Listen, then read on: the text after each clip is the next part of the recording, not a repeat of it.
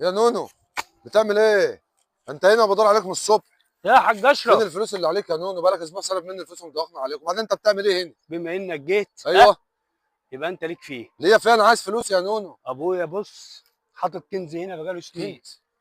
وبما كنز؟ انك جيت ايوه ايوه. يبقى على السوا. لا لا، فلوس هنا مفيش مني ومنك فلوس يا نونو، خلاص كده.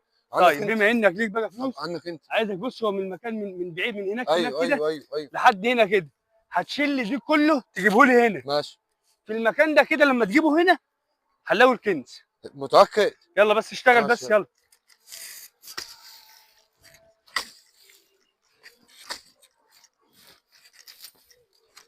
كنز يا نونو؟ الله يرحم ابوك يا نونو، الله يرحم ابوك يا ابني. ها، طب طمنا بس كده، طمنا لقيت يعني حاجه؟ يجي مليون جنيه ولا حاجه لقيت ولا ايه؟ حاجه يعني؟ لا لسه لسه لسه لسه لسه. بس انا عايزك تطمني برضه، تقول الدنيا ايه فيها ايه. يا عم، ابويا كان حاطط بلغته هنا. بقى بلغته بلغة مين؟ بلغه بلغة